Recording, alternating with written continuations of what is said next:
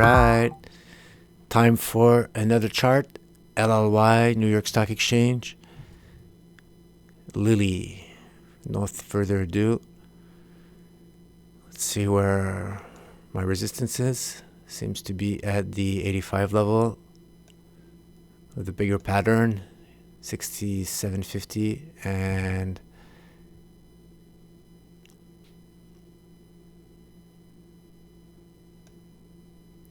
there was sideways move here, which one candle.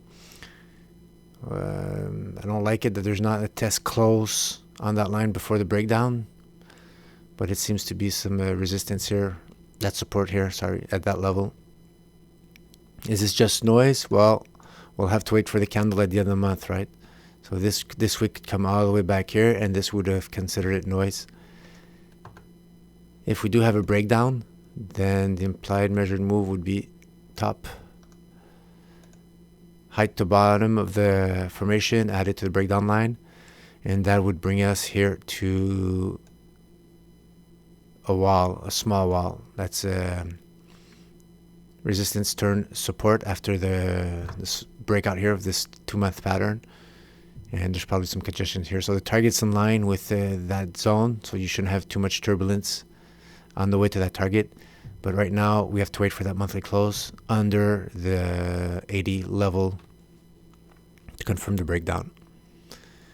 See, a lot of noise on the weekly. Daily, this could have been, might zoom in later, this could have been some false breakouts, a lot of whipsaws. And that's another way I see volatility without having to go to the VIX or other type of indicators. I forget which ones they give you volatility, is the length of the wicks. Right here we had a long period of consolidation, and the wicks are pretty short. So is, the wicks are short corresponding to the size of the candles. Not a lot of long wicks sometimes here. But right now we see huge volatility. So the intra of the monthly candles, the weekly candles, and the daily, they're in here. They're that movement, that daily movement, that weekly movement that we don't see here in this region right there, in all these wicks. And when I see the wicks that are really disproportionate, so smaller bodies and large wicks, that tells me during that month there was a lot of volatility.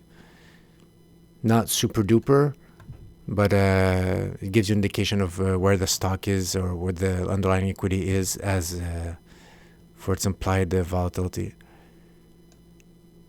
I rather these breakouts here on low volatility.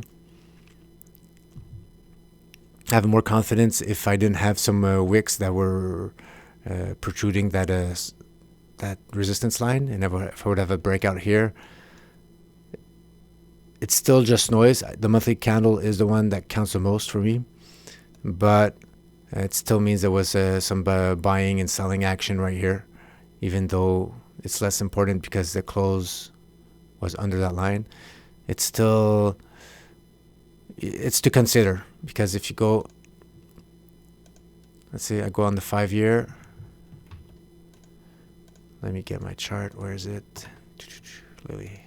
There it is. On the 5-year, well, it's all this action right here. And on the 5-year, you would have put the your breakout line. Since you don't know that monthly exists, the weekly actual breakout line would be right here. It's a little low, a little higher. And you would have probably played it maybe like this, or shorter term here like that. So on the weekly, let's just remove all these. Remove all trend lines. So let's say you were playing on the weekly, you would have had, and it's a definite breakdown on the weekly. So there's no false breakouts. It doesn't have to be, just have more chance of having it. And this is a clear breakdown on the weekly. And that's small.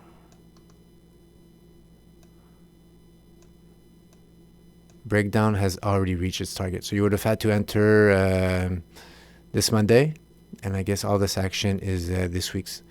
And it's starting, it might close above that support right here.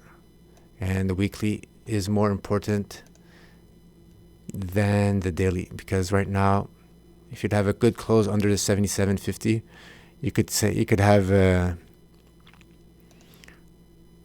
a case for saying that the next move is the one that we saw on the monthly, and it brings you all the way down here. So on the weekly, it looks pretty solid. Wicks are pretty short. And let's go on the daily. What do we have here? Here, daily, you have more targets even further away, because you could have had a false breakout here on this candle, and then after that you would have adjusted.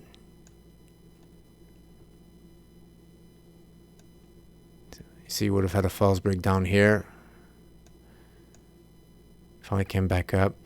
So on the daily, a lot more.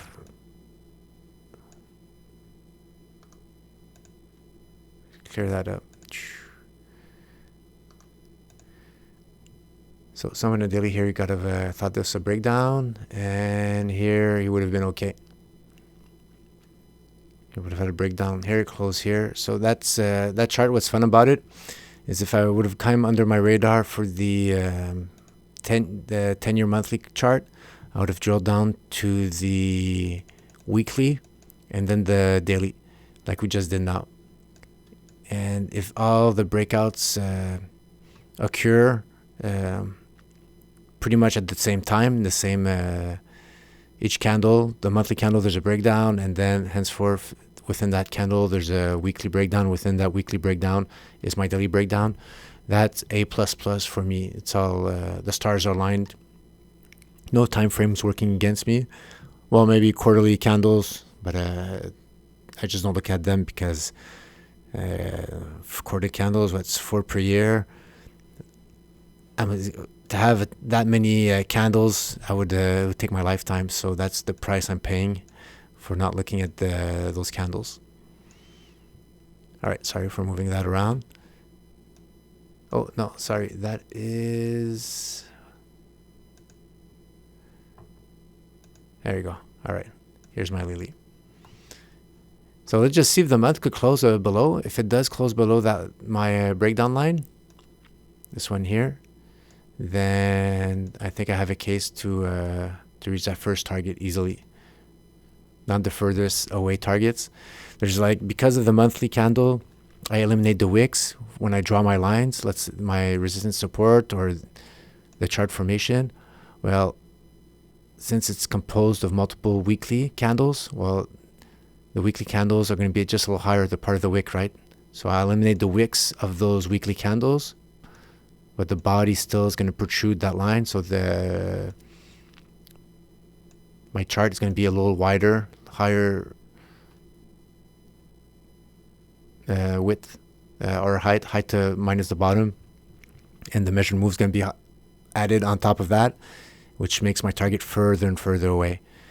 And if my target's further and further away, that's when I believe that I have less probable chances. I have less probable chances of reaching that possible target.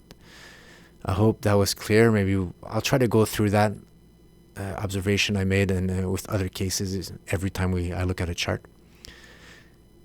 All right, so that's pretty much it for Lilly. I'm just gonna put my alerts at